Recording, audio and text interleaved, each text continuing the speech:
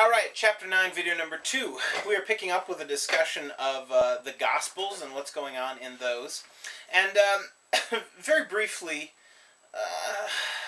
the main things that Jesus is engaged in these stories particularly dealing with his adult life, is three things, essentially. Teaching, healing people, and casting out demons. Now, there are some other miracles that take place in there, and other narrative connections. He walks from one place to another, and so forth. But those three main categories are really the meat of what's going on here. We're going to set teaching aside for just a second. We'll come back to that, because that's really the most important section. But I want to deal slightly with this idea of healing, particularly. This is another one of those situations where viewing it from a modern point of view gives you one impression, but it's probably not the right impression that was intended when this was written 2,000 years ago. If you look at this idea from a modern point of view, the idea of Jesus healing sick people, it seems miraculous and special and something we can't do and so forth, and so it seems reasonable in that sense. But it misses sort of the point of these healings that would have been evident to anybody reading these stories at the time that they were written. What you need to understand is that in this part of the world, at the time when this was written, the belief was that somebody who was sick was being punished by God. Somebody who was lame or had leprosy, they were blind, something was wrong with them, that meant that God was mad at them, that God had perceived them as doing something wrong and had visited a punishment on them. Or possibly that one of their parents had done something wrong, and so they were being punished on their parents' behalf, or something like that. So, when Jesus is healing people, it's not just a matter of fixing their physical bodies for them. The idea, or at least what people 2,000 years ago would have gotten out of this, is that Jesus is repairing their relationship with God. God is mad at them, and Jesus is correcting that. He's setting it right between them and God. So, even though it is miraculous to heal somebody, it's still a kind of a biological, mechanical process, right? You make them healthy when they were not healthy. But what the readers of this are going to understand is, oh no, this is a spiritual thing, a supernatural thing, a divine thing, where Jesus is kind of acting on behalf of God. Which is, of course, significant for this story, because Christians come to say, well, Jesus is God. Jesus is the manifestation of God. So, of course, he can do these things.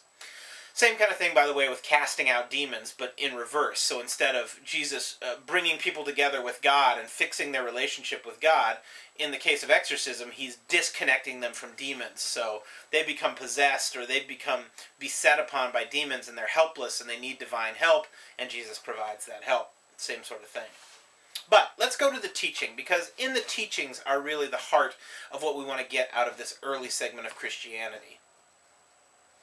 I'm sorry, I believe I hear a knock at the door.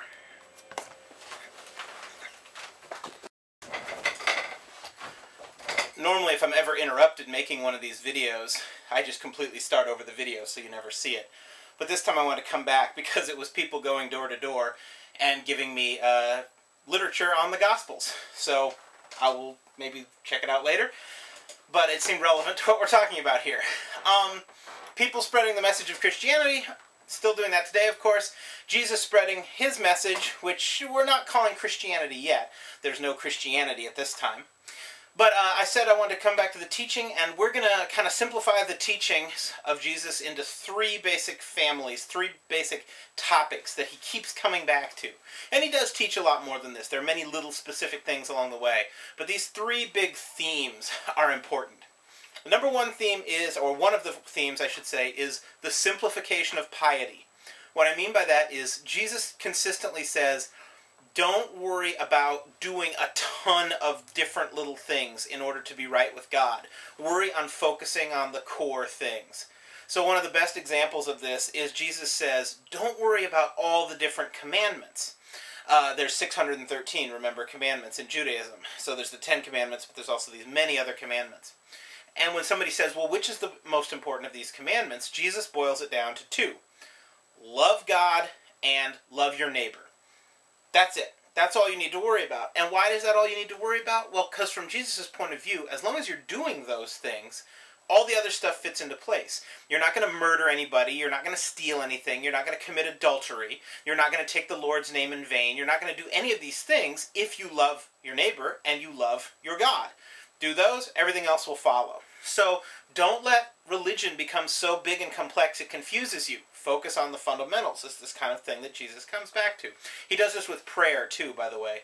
Jesus teaches that there's only one prayer you need to know, and it's fine for all situations. You don't need separate prayers for all your different things. And this is what comes to be called the Lord's Prayer, or the Our Father, and it's given in the gospel texts. And by the way, this may be a thing where you will notice, if you're familiar with modern Christianity and this and that, you know there's more than one prayer in almost every form of Christianity. So why is that if Jesus says you shouldn't have that? Well, this is something, again, that's pretty darn important and easy to confuse from our modern point of view. Christianity, the religion that's practiced today, it isn't the same thing as the teachings of Jesus. It's based on the teachings of Jesus, but it's the basis of the teachings of Jesus with a whole bunch of other layers added on over thousands of years, a couple thousand years. So we'll talk about someone named Paul. He's very important to this. The Romans are very important to this. The Reformation is important to some forms of this. So don't be confused if there's some differences between what's in the Gospels and what's in modern Christianity. They aren't the same thing, and I don't think anybody thinks they are. They are, one is the basis of the other, and then there's a whole lot of things in between. Alright, so simplification of piety, that's number one of the three things I wanted to say regarding Jesus' teachings. Number two is the idea of a reversal of the earthly order. And what I mean by that is this idea that what you would expect based on regular logical knowledge is not the way things are going to work out. There's a whole bunch of these kind of ideas that he gives that are referred to collectively as the Beatitudes. The most famous of this is the meek shall inherit the earth. But all of the Beatitudes are the same kind of formula. The something that sucks shall something that's very good. So the meek, who are helpless and weak, shall inherit the earth, which is something that you expect powerful things to do. And this goes on for people who are poor and people who are scared and people who are hurting. And it's a very comforting sort of idea if you are poor, if you are helpless, if you're weak, if you're scared. Jesus says, if somebody attacks you, let them attack you again. If somebody steals from you, let them have more than they stole. Give them stuff for free. If somebody tries to force you to do the labor they want you to do, and then do more than they wanted you to do of your own free will. That's, again, very much a reversal of what we would expect. That goes in the face of logic. And again, and I want to stress this, it's a very appealing idea if you're already poor and weak. Because if you're already poor and weak, then flipping things on its head is only going to be to your benefit. And the people Jesus is preaching to are poor and weak, definitely. Both monetarily poor, but also poor in terms of their own control over their lives and so forth. The final thing we want to deal with is this idea of the coming of the kingdom of heaven. This is another major theme in Jesus' teaching, but it gets a little confusing because what exactly the kingdom of heaven is, it kind of changes over time.